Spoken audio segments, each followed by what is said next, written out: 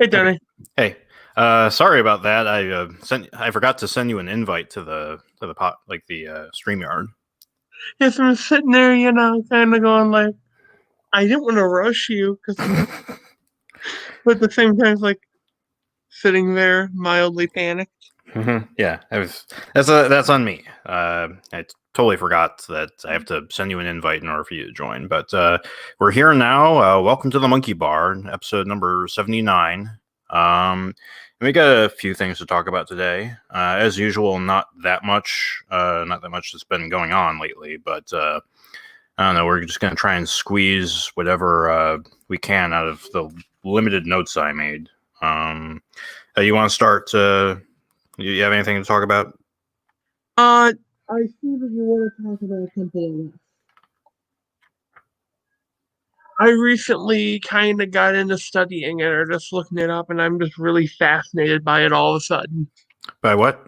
Temple OS.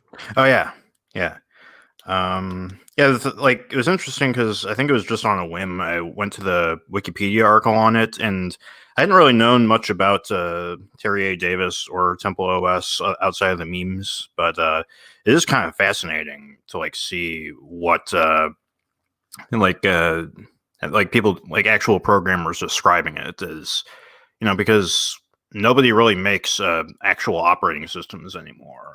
They just, I mean, it's all like, it's all factory stuff with Windows and Mac. And I mean, I don't know that much about programming, How let I alone. heard it described was like it was like building a skyscraper Yeah, yeah, by that's what I heard. yourself. Yeah, and it was actually in like a museum exhibition or something about programming. Hmm? So that was like, yeah, just the idea of one guy like building his own operating system is like that alone is really interesting, and it makes his untimely demise that more tragic. So yeah, it goes beyond mere memery. Is Yeah, yeah. it's it reminds me. I don't want to make light of it, but it reminds me a lot of like a Lovecraftian character. Mm-hmm. They come to this great understanding. Yeah. Oh, I thought you were going to go on from that. Yeah, But I yeah. was going to like they come to this great truth that ultimately destroys them or this great work. Mm-hmm. Yeah. And it's just he was working on something that was basically an early 3D printer. Hmm.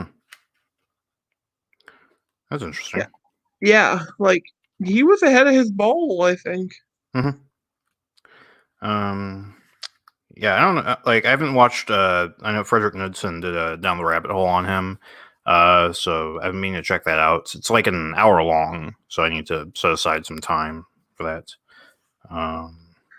Like, it seems like every time I I'm like, okay, I'm gonna watch this hour long YouTube video that I've been putting off watching for a while. Then all of a sudden, like, oh, Red Letter Media released a new Best of the Worst that's an hour long. So now it's like, and then I just never end up getting anything done. It's just a constant stream of YouTube updates, and I don't know. I've been like streamlining my schedule lately, so it's less it's less easy to get distracted now. So I've actually been working with a guy to help like build a new workstation.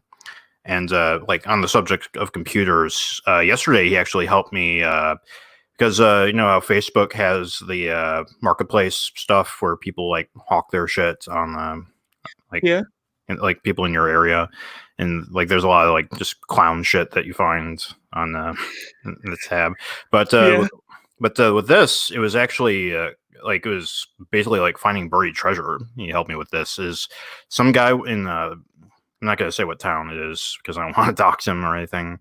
But it was a PC that he was selling for $40, and just from the pictures, like this guy pointed out, like my friend, he was like, "This thing is worth like $400." And like once I saw it in person, I was like, "Yeah, it actually is." Like the case alone was like well over $100.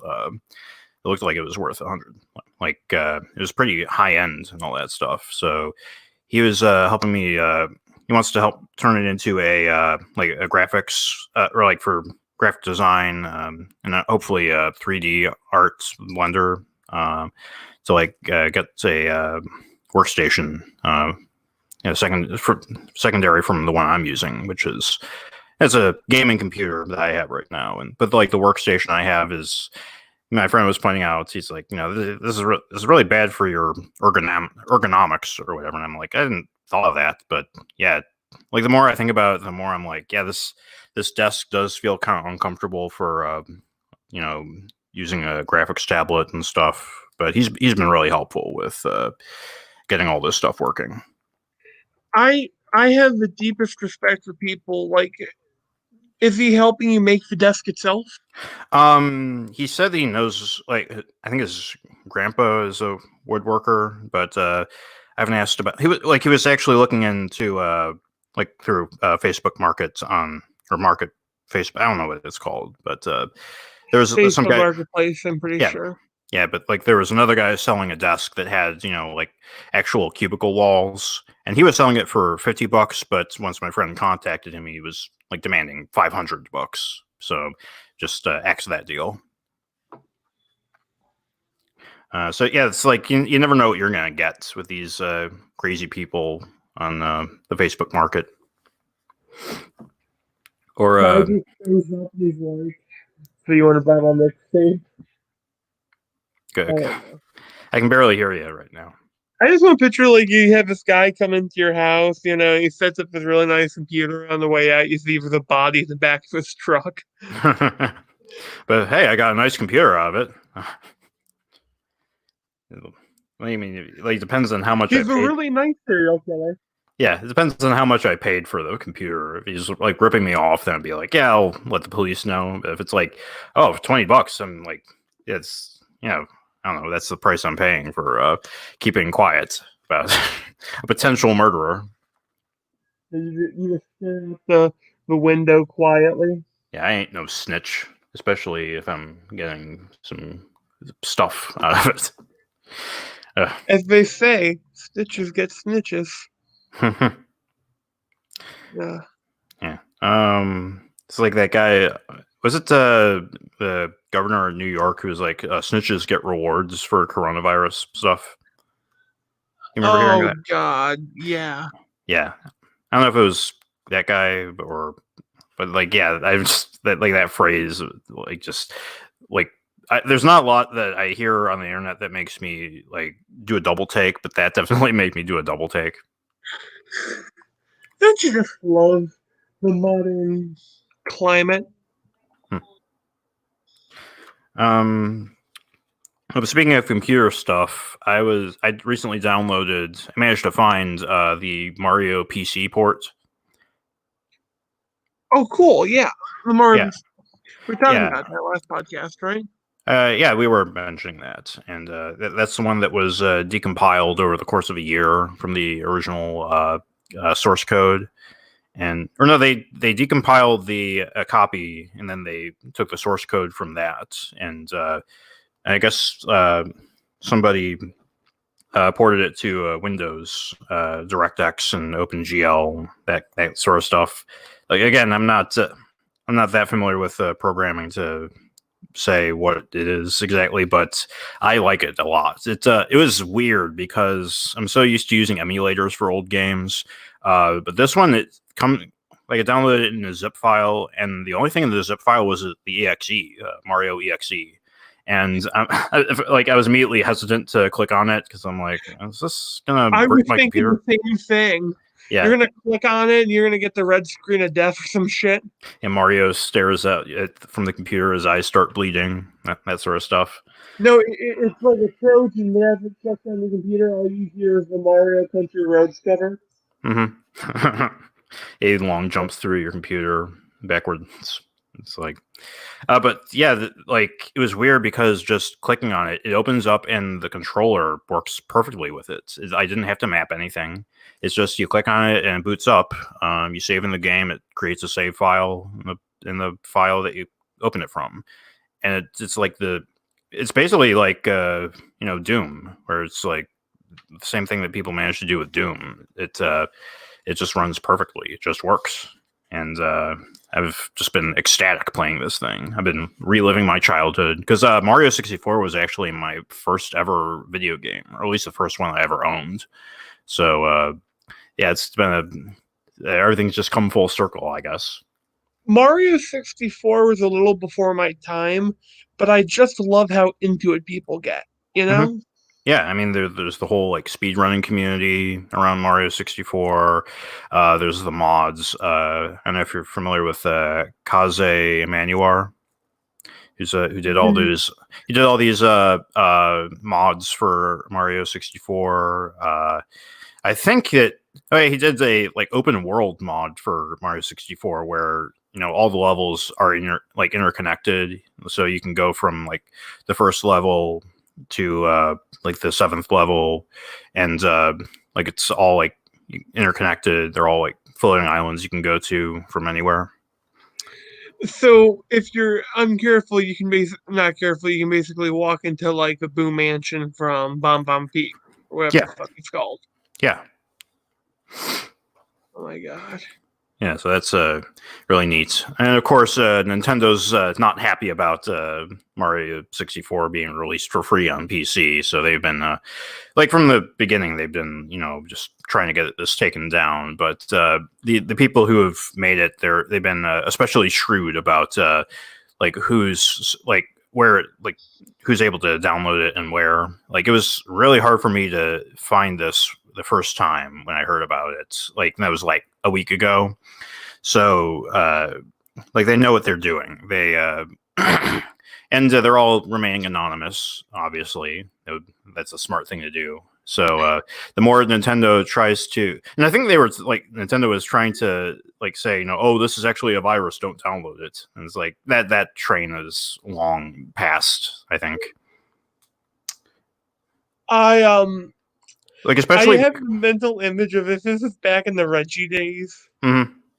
Guy releases the file and he turns around and you just see the shadow standing over him. Mm-hmm. Yeah, but Reggie's with the GameStop now. He doesn't have to deal with this, and Yeah.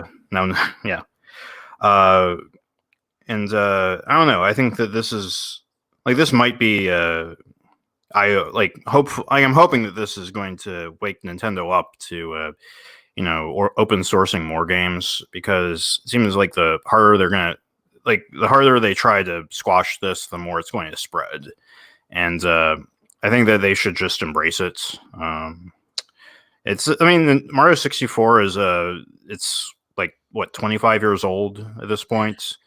It's There you're not making thousands of dollars off it still. yeah. I think that my philosophy on when a video game should go open source is when it's a generation old, and not a console generation, but like a human generation, which is like 20 to 25 years. So if you weren't born when Mario 64 was out, then you should be allowed to download it for free. Um, and really, anyone who's like not saying just only 20-year-olds should be allowed to download it for free, but like you get what I mean. Yeah. Speaking of open source games, that's why I really like roguelikes. Mm-hmm. The whole genre is born of open source games. Mm-hmm. They're like basically there's a game called Rogue that everyone wants to rip off. Hmm. Oh, is that where the term comes from? Yeah, it was called Rogue. Huh. Literally, it's so old you can find D&D magazine from the '80s talking about it, Hmm. like how innovative it was at the time. Hmm. I'm not sure if it was the first roguelike, but it's the one that commercialized it. I didn't know that. Yeah. There's also an entire genre of just one particular kind of roguelike they keep remaking called Angband likes. Mm-hmm. And there are so many versions where you can play Angband and anything from Tolkien to steampunk to Dante's Inferno. Hmm. That's neat. Yeah. It's weird playing a game older than you are, though. Mm-hmm. And when I was making the thumbnail for this episode, I was thinking about that. I don't know if you've ever seen or heard of that that video, "Racist Mario." I have not. Okay, I it might still be up on Newgrounds, but because it was made by FlashGits, and last I checked, it wasn't on their channel anymore. But it was just like it's kind of like that very specific era of animation on YouTube where it's like really crude for the sake of being crude. And I think in this day and age, it's kind of a like refreshing to see this that sort of anarchy. But yeah, like the one that everybody knows is the thumbnail, which is just Mario looking straight at the screen, looking pissed, and Peach in a bikini next to him. And it's like I think that video got like 40 million views before it got taken down, or maybe even more than that. And I do remember like probably like a year before it got taken down, it was like they were getting shit from YouTube for having like a woman in a bikini in the thumbnail. So they they redrew the thumbnail to where Princess Peach is wearing a hijab. So it's just kind of that kind of fuck you attitude is I kind of have a better appreciation for it nowadays. Do you know Mandalore Gaming? Name sounds familiar. He's one of those YouTube gamers that reviewers that if he reviews a game, I play that game Mm-hmm. because me and his tastes are so similar. Hmm. So apparently there was a company going around posting that they're making a new Warhammer game, and I'm sorry to veer into a totally wildly unpredictable subject, Hmm. and that they're doing a poll and a survey to see what people would like to see in this Warhammer 40k RTS. Hmm. Stuff like what factions, what characters, stuff like that, right? Mm-hmm. And then one of the questions is, how would you feel about the Warhammer 40k RTS AAA title being crowdfunded with various donation levels with perks with bi-weekly updates from the development studio? Hmm. And something kind of didn't click right with the phrase AAA and crowdfunded. Mm-hmm. And basically, the guy had a meltdown because people kept pointing out that, like, the dude apparently has been trying to make a paid mod for years, and when he couldn't do that, he's just trying to make this now. Mm. And yeah, I'm sorry. Mm-hmm. I might have just stumbled upon yeah. Another franchise that's coming back is Tony Hawk. I saw that they're releasing Tony Hawk 1 and 2 remastered. Will he be back to voice himself? Well, yeah, I think so. They got him on because it was the video game VGA's Jeff Keighley's or the live stream thing that they're doing right now all through the summer. And the first announcement that they had was for Tony Hawk Pro Skater 1 and 2, completely redone graphics from the PlayStation 1 versions. And they got Tony Hawk in for an interview on the live stream. So I guess that he'll be back to voice himself. And also all the other skaters that were in those games. I don't know if they're getting their voices back, but their character models are there. I always think of the fact that Tony Hawk is the guy that no one recognizes but always brings up when they see the skateboard. Mm-hmm. Yeah, I've seen a lot of his tweets, the collection of tweets where he's talking about people who don't recognize him. It's kind of. You ever play Oblivion? Yeah. Remember the Gray Fox's cowl? No, I don't. What? It's the item that when you wear it, no one remembers who you are. It's what the Thieves Guild guy wore. Mm-hmm. Sorry, I was just thinking about like Tony Hawk is a living gray fox. You remember that? Remember he was in The Simpsons at one point. He was. Who wasn't in this? I wonder if there's. Well, yeah, that's a good point. Yeah. I wonder who's been blacklisted by The Simpsons. That's a good question. Oh, Michael Jackson. I mean, yeah, they never brought him back, and they retroactively deleted the episode he was in. Let's see who else. I want to say like trying to think of like any, I guess, right wing celebrities, but yeah. Anyway, at this point, who really gives a shit who's going to be in The Simpsons next? Yeah, Yes, I actually saw on the news Weezer was going to make a guest appearance on The Simpsons. I'm thinking to myself, it's funny, those two, like Weezer and The Simpsons, are two things that haven't been relevant since the 90s. So it is kind of fitting. I was thinking about The Simpsons in a way that there's always something I thought unsettling about The Simpsons. I'm not sure how. Probably the Treehouse of Horror episodes made me feel that tone throughout the rest of the series. Hmm. You know, Huh. as a kid, I didn't like them, Mm-hmm. but I've grown to appreciate. I'm rambling now. I apologize. That's fine. Um, let's see what else. Oh yeah, I was thinking about how we haven't really heard any news of a GTA game for a while. That's a 50-50. Either new DLC, not going to make it because the DLC sold too well, Mhm. or, they're planning Grand Theft Auto 6. Yeah, I mean, yeah, the shark card business in GTA Online seems pretty lucrative. I mean, I don't know like the specific metrics, but yeah, that's what makes me think that we might not see a GTA 6 for a couple more years. Like I heard that going off of that, that's Bethesda said don't expect any information on Elder Scrolls 6 for the next couple of years. And I'm thinking to myself, like why would you announce it anyway in the first place? If I mean, To make unless you think about it. yeah, I mean, I haven't thought about it since I read that news though, so I don't know. I admit I think about Elder Scrolls a bit more than the average person should. Mm-hmm. Yeah, I think I was always more into Fallout than that, but yeah, it's ever It since depends on the Fallout game for me. mhm, I recently replayed New Vegas and realized all the subtext I missed as a kid. mhm. Like what? Like all the subtle touches.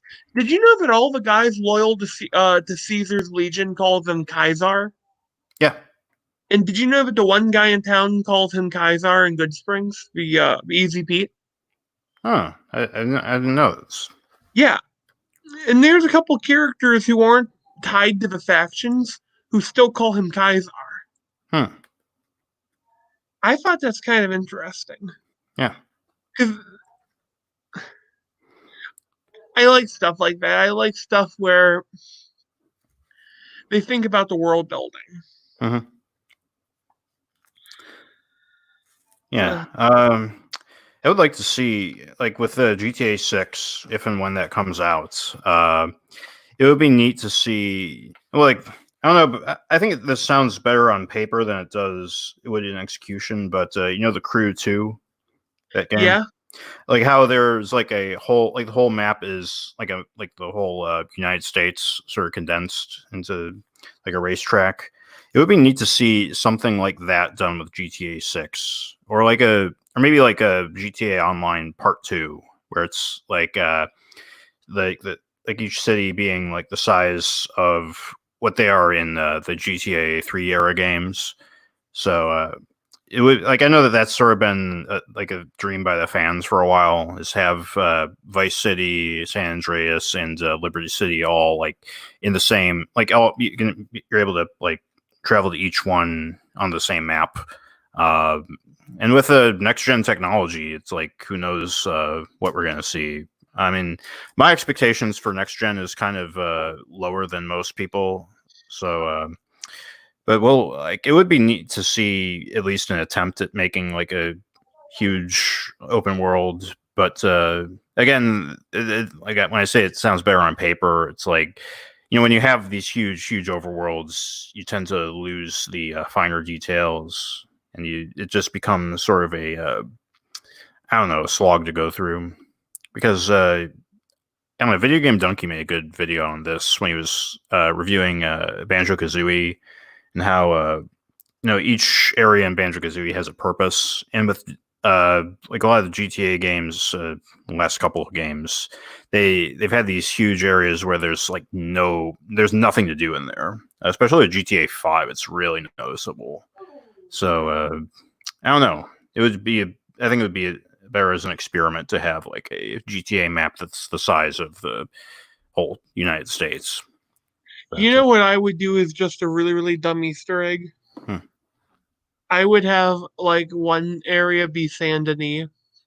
Hmm. Have Saint Denis be the only place left from the eight.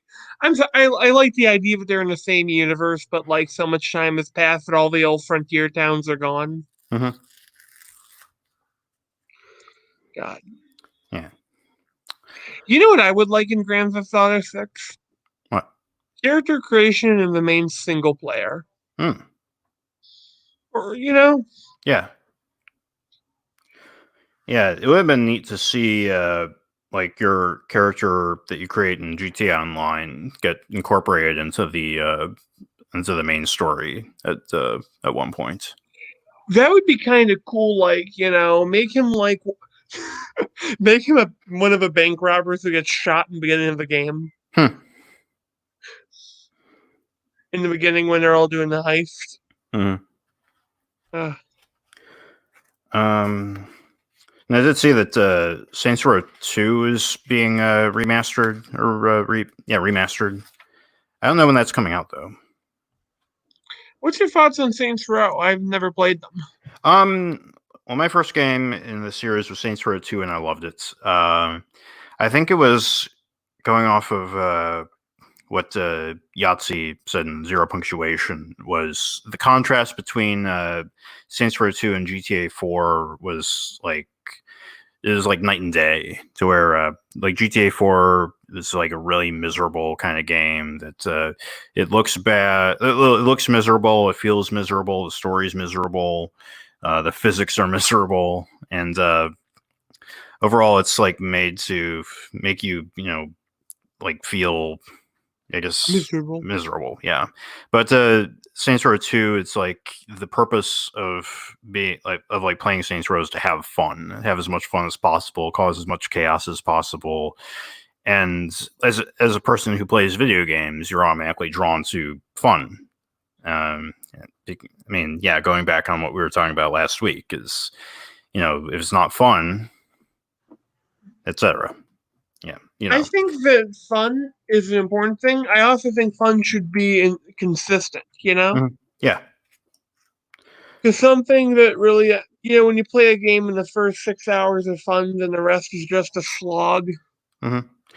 And I will even add that like you can tell a miserable story, but you have to make the controls feel good. Like GTA 5 or 4 was where they started adding physics to the player character, and it just feel like turning around in a video game should not feel like you're balancing plates in your hands. It's so bad moving around in GTA 4. I think in 5 they fixed it a little bit, but not by much at all. It's like whenever I think of GTA 4, I think of just how awkward the controls are, and like the shooting is good, but it's like navigating and like actually moving around the city just feels bad. Like it should feel more like I always liked how Infamous did traveling through the cities, and how you should be able to like plan, like look at, like find your destination and plan a route, and be able to navigate the city cleanly and precisely, and try and you know what I mean. Yeah, like Infamous was a game about control and Hmm. how you control. Yeah, And that's where, I think they should make a new Infamous. yeah, that would be nice. You know what I would do if I had to make the story? What? Somehow Cole McGrath comes back to life, Hmm. and every player's gonna roll their eyes. And the big reveal is that the villain's sort of this entity, conduits power for multitudes of people. based on how they've manifested. I don't know. So Mhm. it's not a real Cole McGrath. It's this prototype idea of it. Oh my God, it's not really him. But because of that, he has a chance to redeem himself in the public's eye or what have you, depending on the choices he made in the last games. Mhm.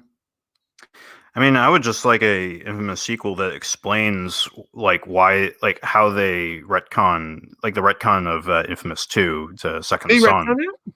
Well, yeah, like the idea is, like of Infamous 2, the end of Infamous 2, like the good ending, which Infamous Second Son goes off of, is that Cole, spoilers, Cole kills every conduit on Earth by like using the ray field inhibitor, the super weapon at the end, to kill the beast. But that does, like, there are conduits in Infamous Second Son, many of whom survived from the previous game, and it's like that's never really explained at all. I don't know if you caught that. Yeah. I j- my dumb guess was just life evolves sort of deal. Yeah, even that doesn't make much sense because they say, like, it shows like all the people dying on Earth after like there's a montage of people dying in like Africa, like suddenly from the effects of the RFI, but like, and there was like some DLC to Second Son where Zeke from the previous two games like interacts with the player, and it's like he does, like, even he's kind of sidesteps, like the ending of Infamous 2. It's like, oh, that I don't even know if that gets brought up explicitly. It's really weird and just kind of, I don't want to say enraging because I don't know if I feel that strongly about it, but I think I will go with that. Enraging. It's enraging from a storytelling perspective that they would It's just, lazy. yeah, yeah. I think that even if they explain it like, oh, we just lied about that, then that would be fine. But like, it was a cover up to What make if it. it only killed people who had the active gene, but not people who had it in, their DNA that wasn't active? Like, you know how, like, I could carry a gene for blue eyes, but not have a kid with blue eyes? Mhm. They could explain it that way. Yeah, I thought that that's where they were going with, because like the idea would be that only conduits activated by the ray sphere or would be killed by the RFI, but that's still not the case because the main villain of Infamous Second Son had her powers activated before the Beast was killed by the RFI, so it still doesn't make sense. Every time you say the beast, I don't know why I'm just picture. I, you know the Rob Zombie songs, Super Beast, I think it's called. Mhm. I just keep hearing in my head every time you say it, but I don't. I need to replay Infamous too. Yeah, it's funny because I think I was listening to a Gigaboots podcast, and they were I think they briefly mentioned Infamous 2, and I think one of their comments was how like how poorly the female characters are written in that. So I don't know. I would have to play through it again to see what they're talking I about. liked of the two female side characters. I preferred the evil option, but I liked the good one's power more. Mhm. Yeah, it's a yeah. Like, I would like to see the first two games remastered for PS4, or I guess PS5 at this point. Call them the call it the Cole McGrath saga, Hmm. Yeah. or no, the Electric Man cometh. Hmm. Yeah. If it would be neat to see it not even get remastered, but remade, or even if they can only remaster it, then just because I hate how Infamous One looks. I don't know if you feel the same, but it just looks like, going back to, Gray. yeah. That's the first thing. That's the first thing I think of when I think of Infamous One. Is just gray dust. Everything's just like I gray do and like brown. the design of some of the enemies. Hmm. And I do think that they did a good job of making landmarks pop out to, like, the power charging stations and stuff you can walk on and climb on. They did a really good job of, like, and maybe that's why they made it gray in the first place, is to make that stuff pop out with the muted color palettes. But I would like to see it redone, even as like like what they did with Infamous 2, because Infamous 2 looks like a step better than Infamous 1. I still think the best of the settings was not Saint Denis. What the fuck was it named? New Marais. New Marais. Mm-hmm. Yeah. Oh, go on. Sorry. Yeah, it's definitely a setting that you don't expect from a superhero game. Because I don't think that I can't really think of any other games that take place in like sort of Louisiana type of city, other than I guess Mafia 3. To be fair, the DLC for Fallout 3. Oh yeah, that's which one is it Point called? Lookout. Yeah. The one that I don't think anyone played as much as the other two. Mm-hmm.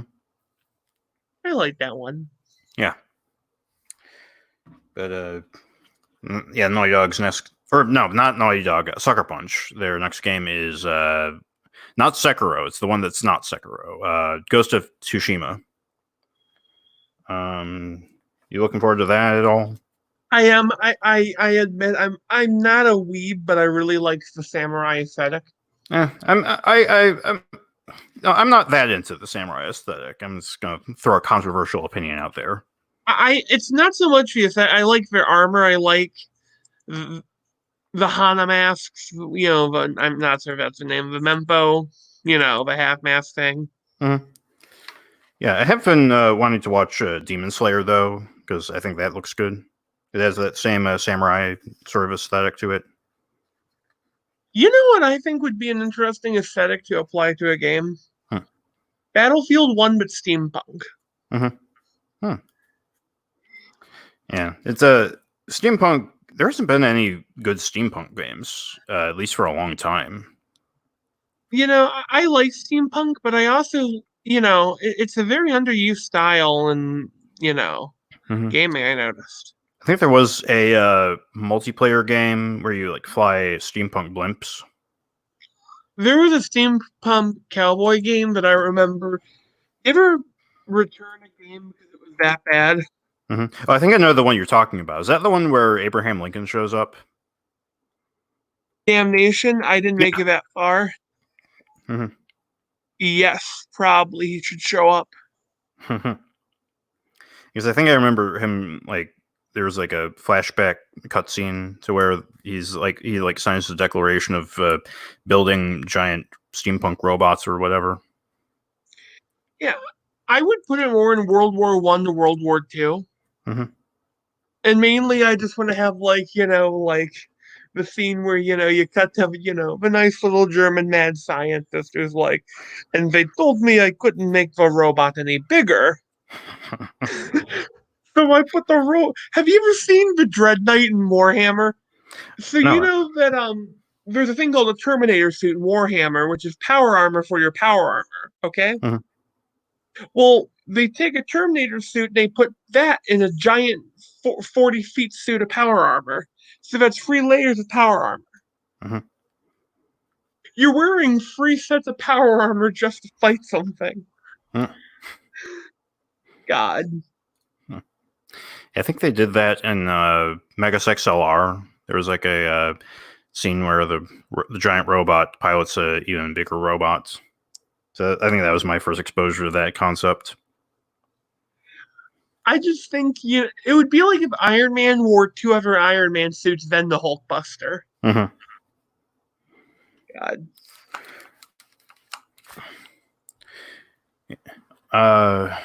Hey, speaking of Megas XLR, yeah, I wonder what those guys are doing now, because I know that they briefly did, like, the last project that I was aware of was Motor City. Other than that, I don't know what else they've done. Oh, I like that vaguely. Yeah. I remember watching it. Mm-hmm.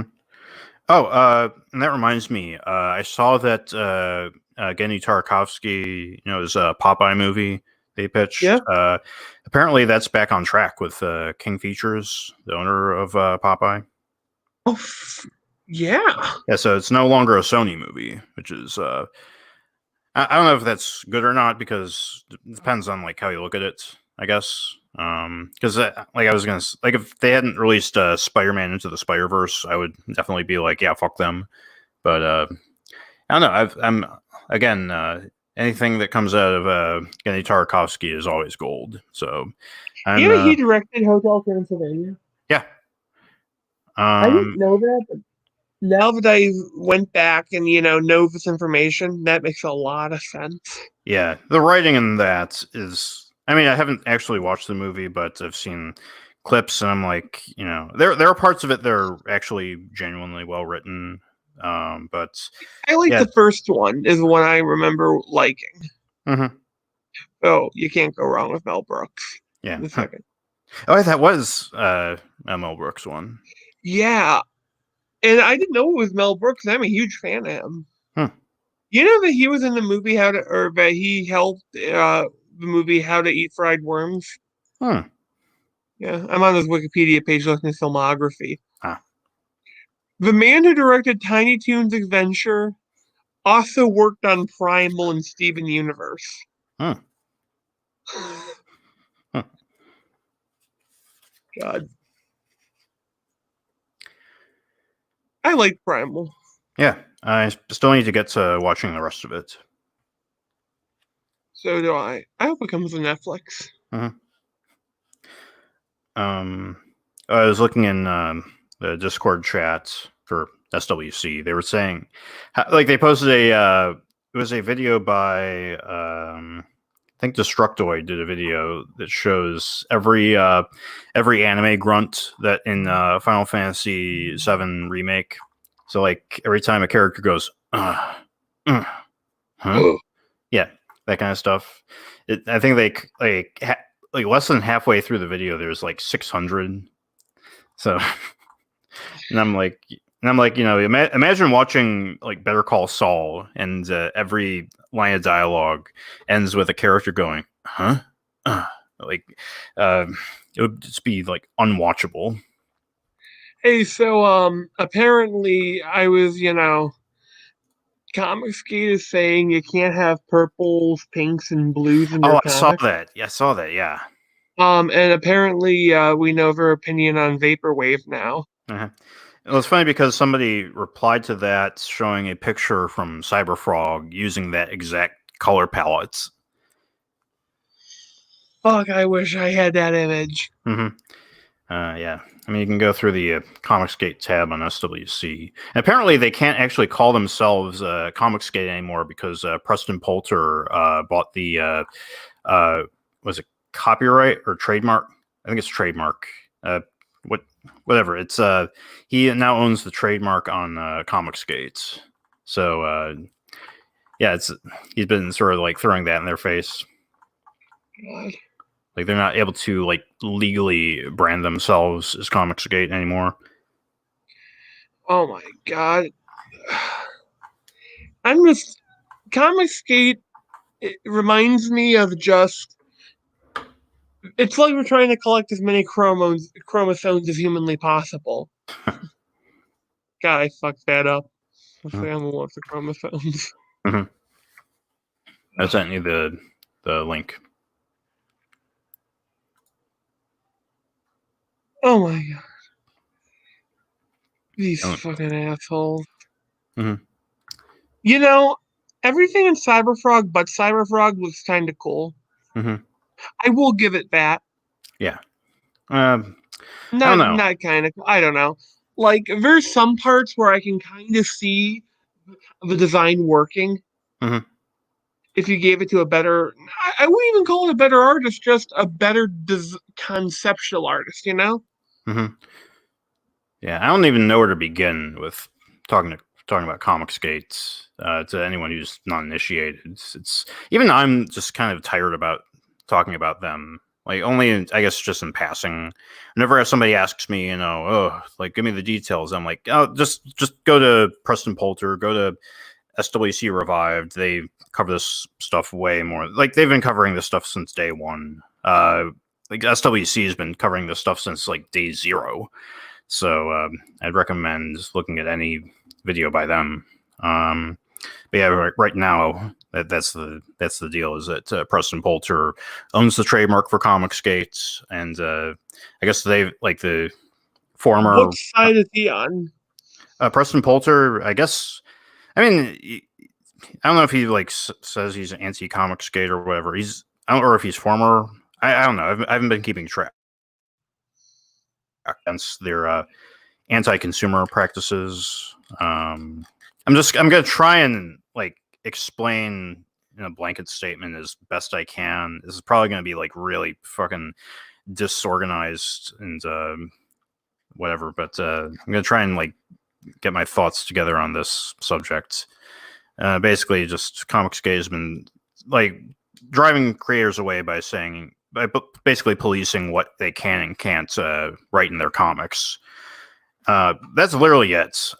People like Tim Lim, Nurkish, they all were like driven away by Comicsgate because they said, oh, you can't write a comic with politics in it. You can't have this, and this in your comics, or else we won't support you. And then after they left, then they were saying, oh, these people betrayed us. And it's like the most childish shit, Doug TenNapel was with Comicsgate briefly, but he left them because he's like, I just want to write the stories that I want to write. And they're like, oh, you went behind our backs. And it's just this huge clusterfuck that's awful. It makes me never want to join like a sort of comics community again, or like a people who like brand themselves as, oh, we're going to save comics. It's like, how though? And when they can't come up with an answer, that's when like you want to be wary about that. Where they're like, we want to do this even though we have no plan. Yeah, it's that's the basics, I guess, of my knowledge. And if you want more details, go to other people. I don't know. I'm not an expert And if on you this. want to understand their point of view, huff glue. That's a good starting point. Yes. God. Reminds me, I'm actually going to be on with going to try and be on with Preston Poulter tonight with the revised version of my comic script. Hey, I might try and tag along. Mm-hmm. I've been trying to work on my comic today. Mm-hmm. You have a script ready, or? Oh no, mine. No. I'm going to be listening. Oh, okay. Look, I do have. I might actually post two of my images, the two concepts. The artist I'm working with, we have one of the monsters done, and we have a second one who is extremely close to being done. Mm-hmm. Literally just a splot of paint.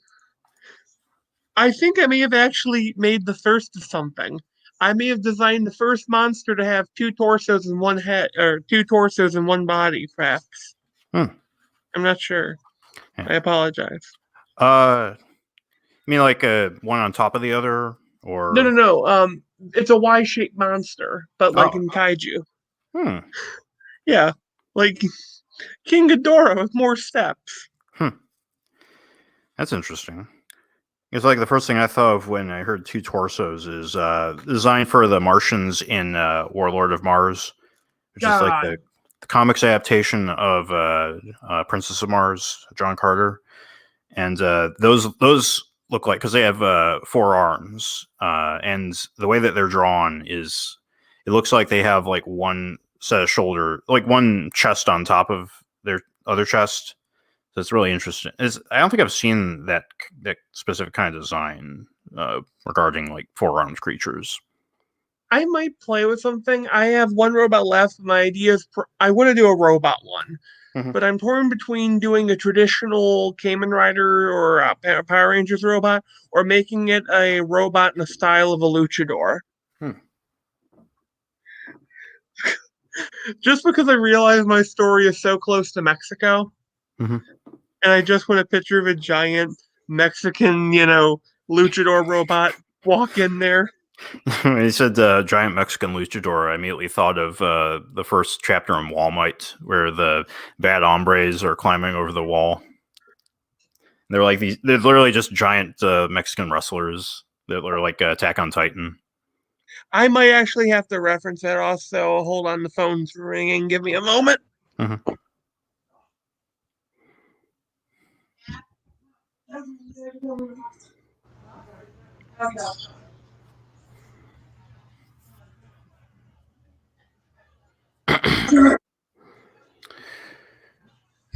Yeah, so Gonna try and fill some air here.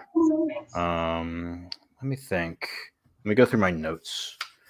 What are we talking about? Oh yeah, comics. Yep. I kind of want to do a little nod to Tim Lim or not Tim Lim, but Mark Pellegrini stuff once in a while. Yeah, and yeah, I've seen like done the same thing. Yeah. One joke I had was have you ever seen Pacific Rim Uprising?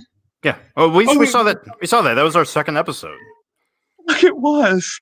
Mhm. I had the idea of there's a scene in there, a couple Easter eggs, all the famous movie monsters, including Gamera, Gigan. I want to do that with skulls, but like have some of the skulls be monsters from like their comics and like that. Mhm. Like the Museum of Former Wrestling Monsters. You know, the dearly dismembered. Mhm. I don't know about you, but I can't wait to like start meeting again in person at the library. God, yeah. Yeah, I mean this like the setup is convenient, but I feel like we sort of lost some of our chemistry that we had in person in the studio. Yeah, you know, Mhm. there's the rapport that's missing. Mm-hmm. The rapport. Rapport. Yeah. Repertoire, whatever. Yeah. I mean, I'm not good with words either. English, not good strong point. Excuse me. Yeah. What else? Oh yeah, that. Speaking about Mario, because that's kind of the subject of our episode right now. The Mario movie by Illumination. I haven't heard anything news about that. I thought you said it was gonna be a trailer, and I shivered. I mean, I would like to see a trailer sometime soon. If not for like actually seeing it, then seeing the reactions of all the people I follow on YouTube and all the Twitch streamers. Apparently, it's making good trouble or good progress. Huh? Really? Like I did hear that Miyamoto is overseeing its development. So with any luck, we won't have any minions show up. No, we're gonna have one minion show up, but he's gonna be like an Easter egg. I know the Bowser's minions. gonna blow it up.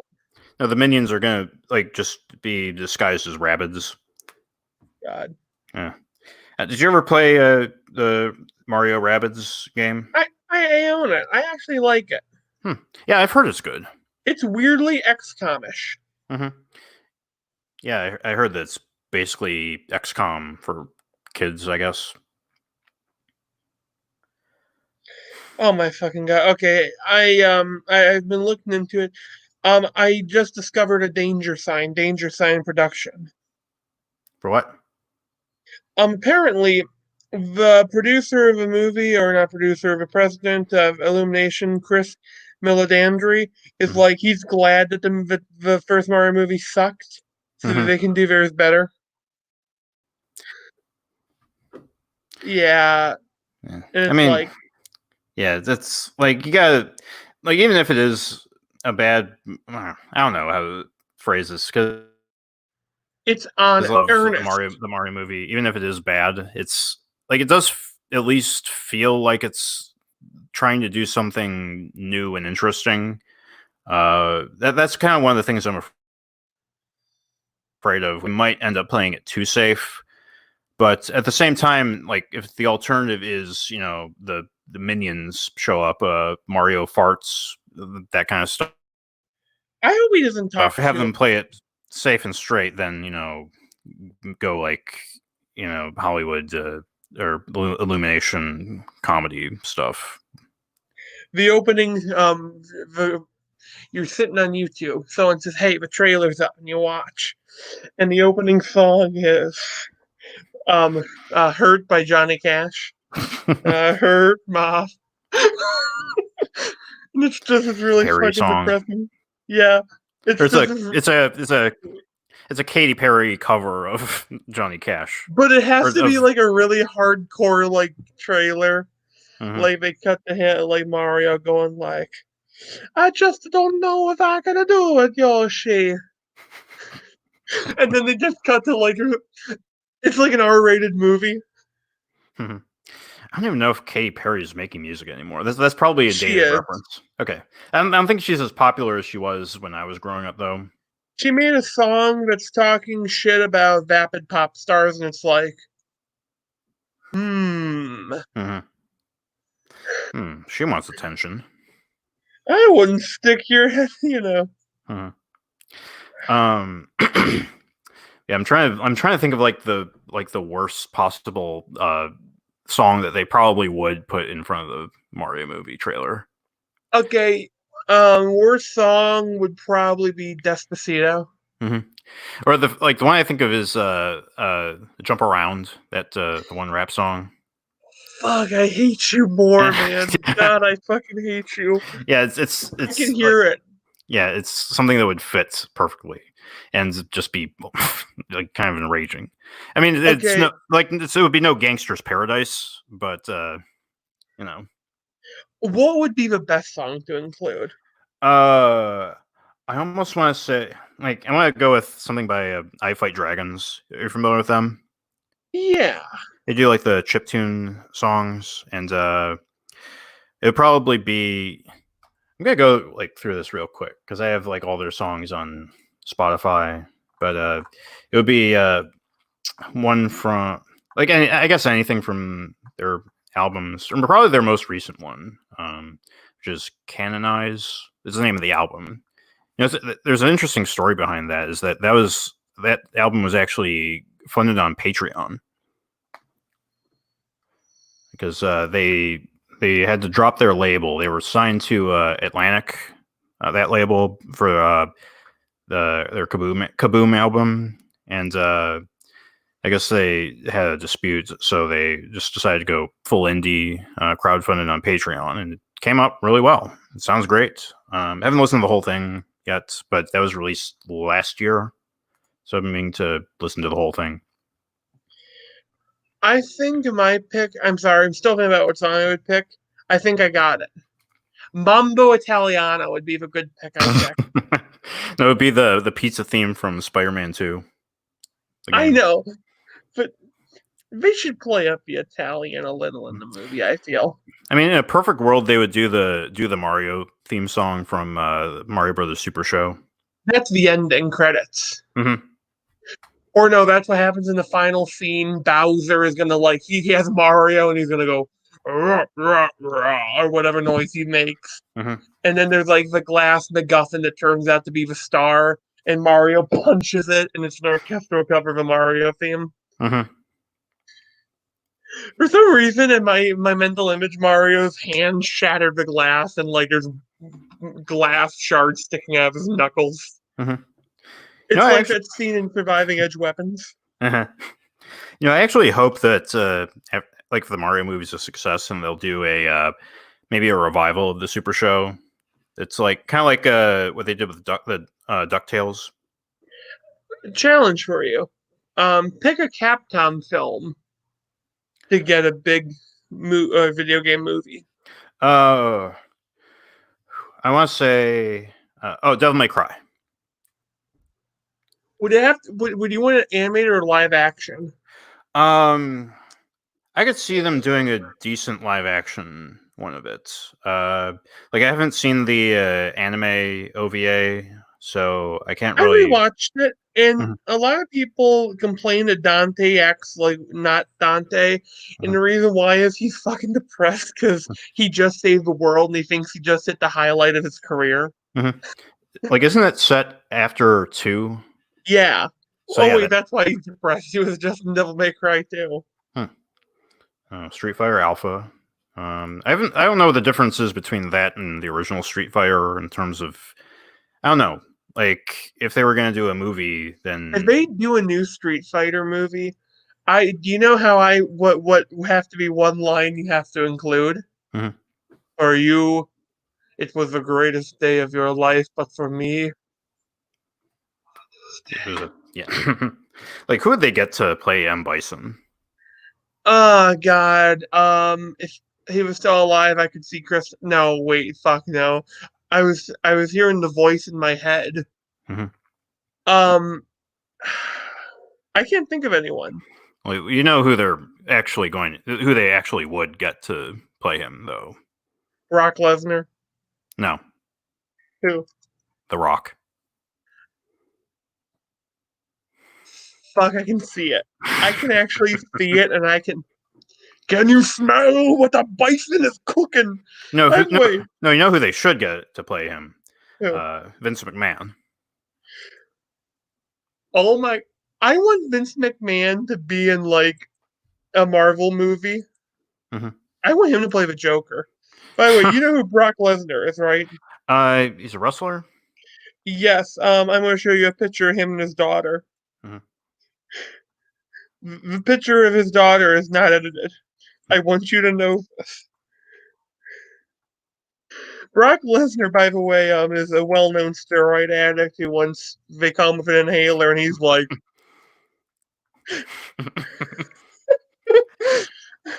Like this looks like somebody I know. I can't put my finger on who though. "Do you know anyone named Mia?" No. Good. Like, I'm sorry, but like, the dude Brock Lesnar is fucking huge, and they're Mhm. like, they caught him with an inhaler and go, "Hey, what's in your inhaler?" And he said, "It's for my asthma." Mhm. Guess what was in it? Weed. Oh, Steroids. steroids. Yeah. I mean, there is like actual steroids in inhalers, but not like. Wrong kind. He Yeah. was Yeah. another thing he did one time. He mail ordered illegal steroids to the wrestling group that he was training with. Went over and signed with it by name. Mhm. Paid with it with his credit card. He Mm. sucks as a criminal. Yeah. I mean, he's no. What's the name of that guy who killed his family? O.J. Simpson. No, the wrestler. Oh fuck who? It's like I should know who this is because I was like going back through the story just a couple weeks Chris ago. Benoit. Chris Benoit, yeah, Chris Benoit. Yeah. Chris Benoit, yeah, because they were making like a documentary series on him, or they made one. And it was, I think it was on Netflix, or maybe it wasn't. I don't know, but they did this like documentary on him that like I think it cuts out like it really glosses past hard that infamous point in his life, which is weird because you feel like the whole thing is leading up to it. But yeah, that is a fucked up story. I was reading a lot about old wrestlers. There was a time when wrestlers had to be a person of a particular mental illness. Hmm.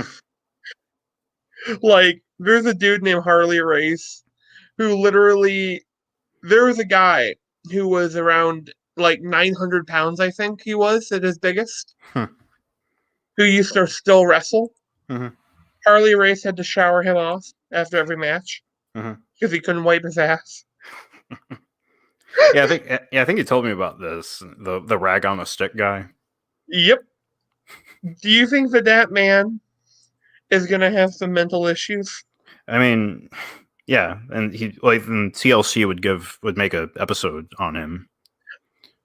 You know, the TLC is just a modern day freak show. Eh. It needs a carnival barkers or bumper. Step right up. You know, they have a new show called Big and Little. Guess what it's about? It would be like about a like big fat ugly guy and a small fat ugly person. Fat midgets. Yeah. Okay. Midgets who are over, like, morbidly obese to the point of not being able to walk. I guess I was appropriately half right on that. And it's just,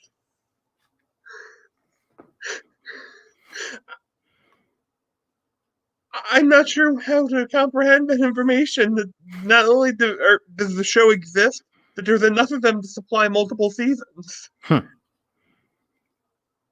Uh, Hmm.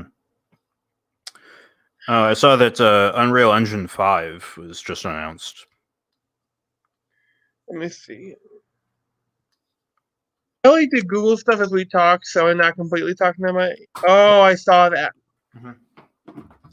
Yeah, like look at all the graphics. And like one thing I pointed out, I haven't actually watched the video yet that showcases it, but one guy I follow on Twitter, one artist guy, it was Big Dead Alive. He posted that in the video there's a point where the character like goes through the loading crevice, or it's not, that's not what he calls it, but it's like, the when you get to a game and your character has to squeeze through a little opening or crevice. You know what that is, right? Yeah.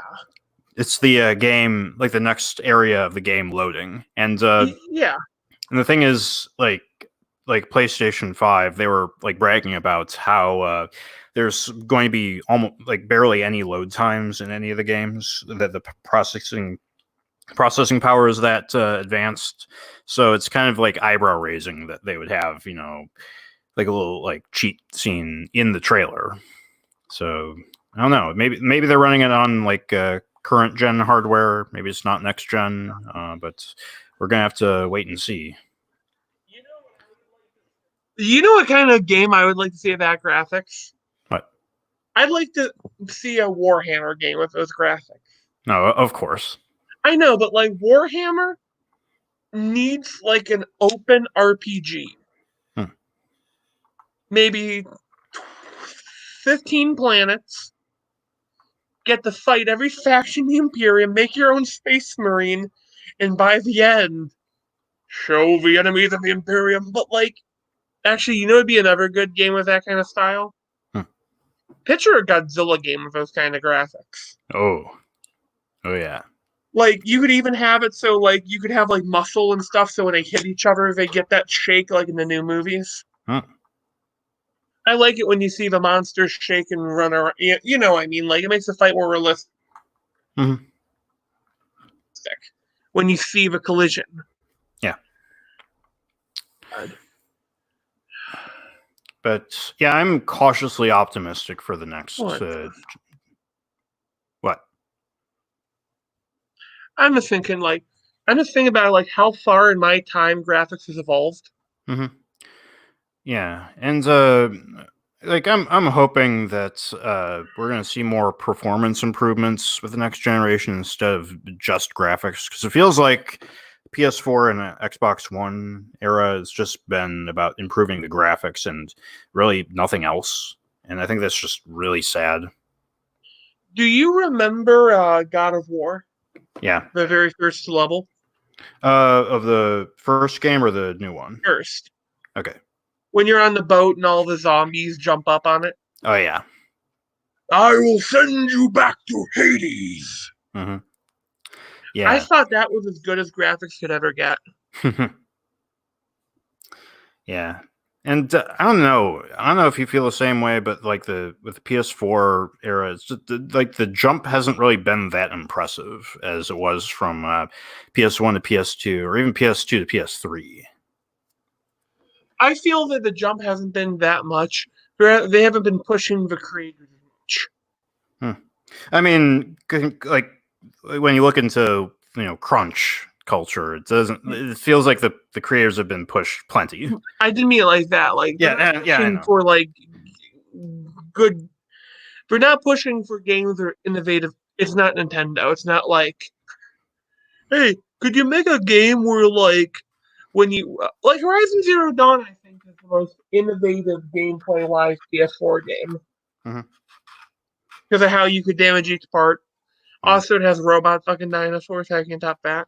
Yeah, I think that one of the major problems is that these studios just aren't allowed to take time to, innovate. They're just pressured to put out something, or else, Nintendo, or else, like, Sony or Microsoft will just close them and eat up their studio. It almost makes you think, and I might be completely wrong on this because I don't know much about it, but it almost seems like game studios need to unionize in order to, like, get their voices heard, get the time that they need, get the healthy employees that they need to, like, mentally healthy employees to drum up these innovations and make actual good games at a reasonable rate. Do you ever play Stellaris? No. There's a space communist voice who says unionize in like this big thick Russian accent. That's all I could hear was unionize Microsoft employees. Yeah, I mean, these companies have gotten just so fucking big. It feels. I think that a lot of them need to be taken down a peg in order to, get that innovation that need to, make good games again, make games that people actually want to play instead of just look at. When you hear about how big companies get, it always makes me think of. I'm going to use the metaphor in nature of like when one animal dominates an ecosystem, and that one type will, is all you find in the fossil sites. And then they die off, and biodiversity happens again. Like, look immediately after the dinosaurs and look at all the mammals that corrupt up.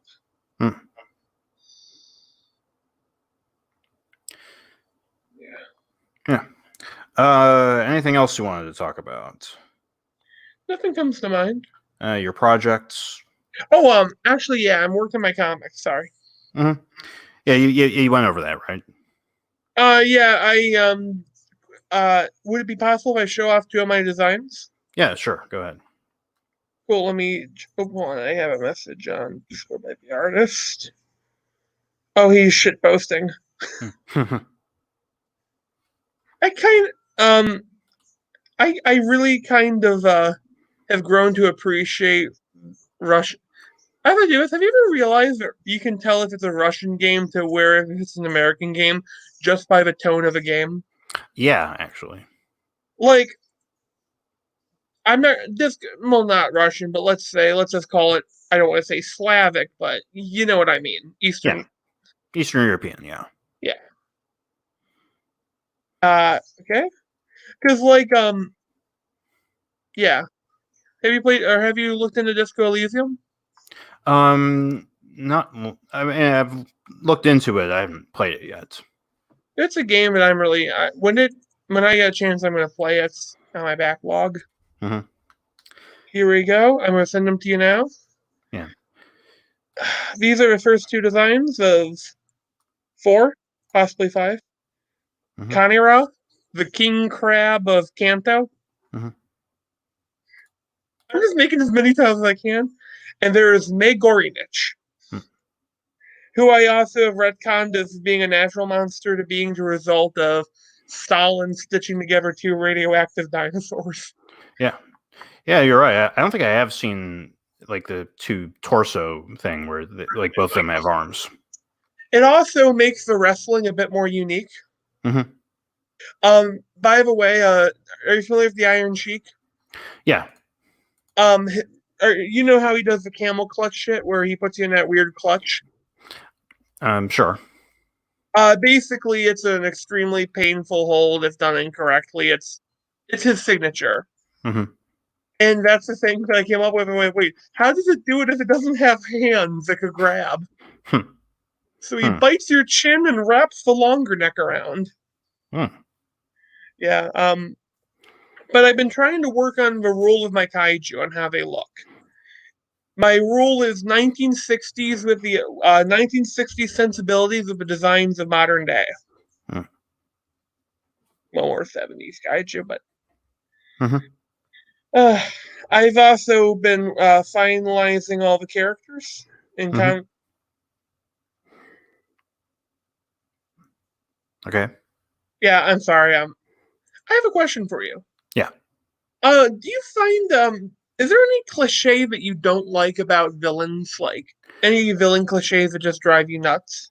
Well, the first thing that comes to mind, I think I mentioned this before. It was one that was actually pointed out to me by SWC, or in one of their streams. They were saying how annoying it is when a villain has like the hero in like a chokehold or like lifts them up off the ground and is giving their speech, and then instead of just snapping their neck, he just throws them across the room into like a pile of empty cardboard boxes or whatever, and the hero manages to get away. And it's like that. That's something I hadn't actually thought of until they pointed it out, and now it just drives me nuts whenever I see it. Well, the other one though is probably like villains who are just evil for the sake of being evil. That's one that annoys a lot of people, I think. For my comic, I decided to try and lampshade the latter of those. Yeah, because I have a human villain. Yeah, and a monster villain. And I do want to clarify because I think that like villains who are evil for the sake of being evil can be good if they're just cheesy to the point of just being like super fun to watch. Because I like Jafar in Aladdin, how he's just like over the top hammy when he says like full like evil villain point, I guess. Even though like he still has motivation, he's greedy, he wants power, he wants money. So like that, even that, there's an explanation. But if it's somebody who's like evil for the sake of being evil, they need to be fun to watch, is my rule of thumb. So my idea is my villain is kind of Vince McMahon.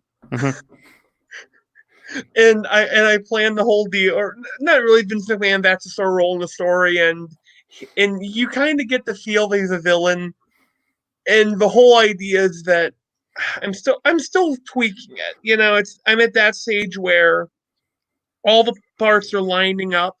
But I do have my favorite thing is that, he finds out that whenever he holds these tournaments, a much bigger, scarier monster comes and fights. Just a wild one, and his new idea is to make that the new star. Endangering the lives of hundreds, thousands, because, no one can afford to see the shows live. Yeah, that's neat. Pay in advance. I apologize. It's fine. But I think we are ready to wrap up. All right. I have been Tony. I've been Zach. And this has been the Monkey Bar. I've been trying to work on that.